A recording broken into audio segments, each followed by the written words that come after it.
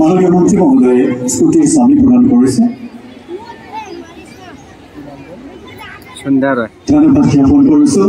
মঞ্চলৈ আমন্ত্ৰণ জনাইছোঁ শিশু পাঠশালা উচ্চতৰ মাধ্যমিক বিদ্যালয়ৰ ছাত্ৰী শ্ৰী সুজাতা পাল। এয়া আপোনালোকৰ সন্মুখত শ্ৰীমতী সুজাতা পাল, শিশু পাঠশালা উচ্চতৰ মাধ্যমিক বিদ্যালয়। এয়া মাননীয় মন্ত্ৰী মহোদয়ে সুজাতা পালক স্কুটিৰ চাবি। গৌৰীপুৰ সমষ্টিৰ সন্মানীয় বিধায়ক মিজানুৰ ৰহমান ডাঙৰীয়া,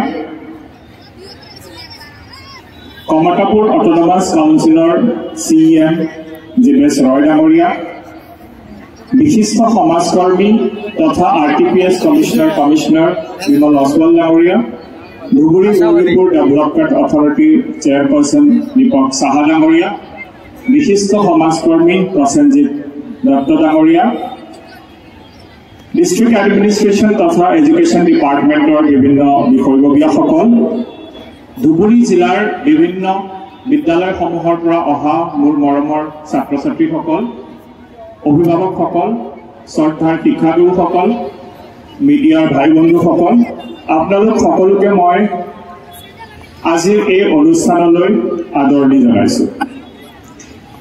অসমৰ মাননীয় মুখ্যমন্ত্ৰী ডক্টৰ হিমন্ত বিশ্ব শৰ্মাদেৱৰ নেতৃত্বত বিকাশৰ 12 দিনৰ যোগেদি অসমৰ সমূহ জিলাৰ জনতাৰ বাবে শিক্ষা, উদ্যোগ, বিত্ত আৰু ৰাজহ বিভাগৰ বিভিন্ন আঁচনিসমূহ জনতাৰ সামগ্ৰিক বিকাশৰ বাবে মুকলি কৰি দিয়া হৈছে। সেই মৰ্মে আজি ধুবুৰী জিলাটো প্ৰজ্ঞান ভাৰতী আঁচনিৰ অধীনত বাণীকান্ত কাকতি মেধা বঁটাৰ অধীনত মুঠ 1197 গৰাকী ছাত্ৰ ছাত্ৰীক স্কুটাৰ প্ৰদান কৰা হ'ব। এই আঁচনিত হায়াৰ ছেকেণ্ডেৰীত 75%তকৈ অধিক নম্বৰ পোৱা ছাত্ৰ আৰু 60%তকৈ অধিক নম্বৰ পোৱা ছাত্ৰীসকলক অন্তৰ্ভুক্ত কৰা হৈছে। এই আঁচনিৰ মুখ্য উদ্দেশ্য হৈছে ছাত্ৰ ছাত্ৰীৰ মেধাক স্বীকৃতি দিয়া আৰু ছাত্ৰ ছাত্ৰীক উচ্চ শিক্ষাৰ বাবে অনুপ্ৰাণিত কৰা। তদুপৰি মুখ্যমন্ত্ৰীৰ বিশেষ আঁচনিৰ অধীনত নৱম শ্ৰেণীত অধ্যয়ন কৰি থকা মুঠ 20,924 গৰাকী ছাত্ৰ ছাত্ৰীক চাইকেলো প্ৰদান কৰা হ'ব। তাৰে ভিতৰত আমাৰ জিলাত 12,394 গৰাকী ছাত্ৰী আৰু 8,530 গৰাকী ছাত্ৰ। চৰকাৰৰ দৃঢ় বিশ্বাস যে এই আঁচনিৰ যোগেদি ছাত্ৰ ছাত্ৰীৰ ঘৰৰ পৰা বিদ্যালয়লৈ যি যাত্ৰা সি সহজ হৈ উঠিব আৰু স্কুলসমূহত ড্ৰপ আউটৰ যি হাৰ সেইটো হ্ৰাস পাব।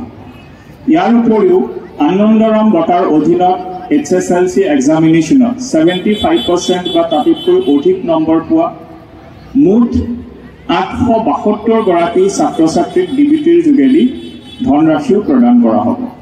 এই আঁচনিৰ মুখ্য উদ্দেশ্য হৈছে ছাত্ৰ ছাত্ৰীসকলৰ মাজত উচ্চ শিক্ষাৰ প্ৰসাৰ কৰা, প্ৰতিযোগিতামূলক ক্ষমতা বৃদ্ধি কৰা আৰু তেওঁলোকক উন্নত প্ৰদৰ্শন কৰিবৰ বাবে অনুপ্ৰাণিত কৰা। মোৰ দৃঢ় বিশ্বাস এই তিনিটা আঁচনিৰ ফলত অসমৰ শিক্ষা জগতত এক নতুন যুগৰ সূচনা হৈছে আৰু ছাত্ৰ ছাত্ৰীসকল এই আঁচনিৰ যোগেদি উপকৃত হৈছে।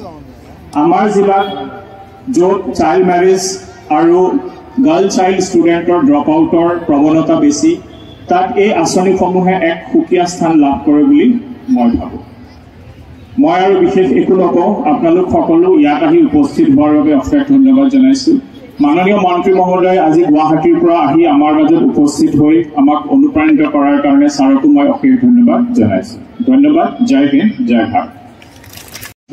শ্ৰী হৰ্ষজিৎ ৰয়, কাছাখানা উচ্চতৰ মাধ্যমিক বিদ্যালয়ৰ ছাত্ৰ শ্ৰী দেৱজিৎ ৰয়, বিবেকানন্দ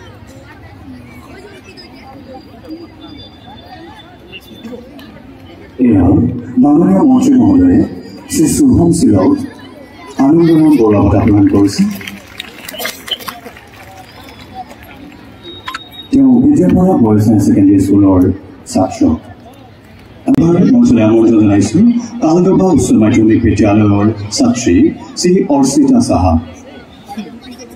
অৰ্চিতা সাহা এয়া মাননীয় মন্ত্ৰী মহোদয়ে চেক প্ৰদান কৰিছে। 12,500 টকাৰ আনন্দৰাম বৰুৱা বঁটা লাভ কৰিছে। ধন্যবাদ জ্ঞাপন মাননীয় মন্ত্ৰী মহোদয় শ্ৰী বুন্দিয়া প্ৰসাদক এই আঁচনিটো প্ৰদান কৰিছে।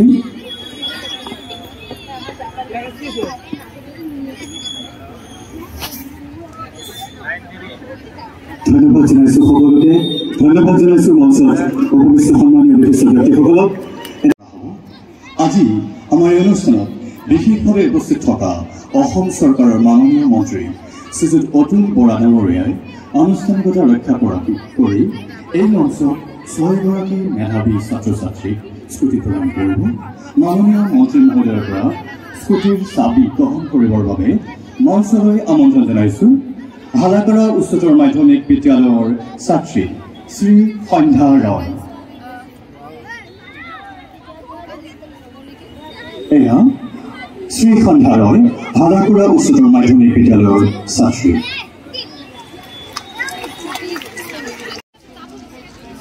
উপস্থিত আটাইকে আন্তৰিক সম্ভাষণ জনাইছো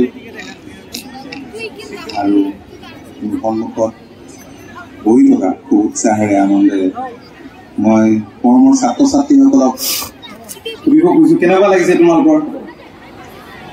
চাইকেল পাইছা, স্কুটি পাইছা, কিছুমানে নিজৰ একাউণ্টত পইচা পাইছা, কেনেকুৱা লাগিছে? ভাল লাগিছে? ভাল লাগিছে? বঢ়িয়া। আজি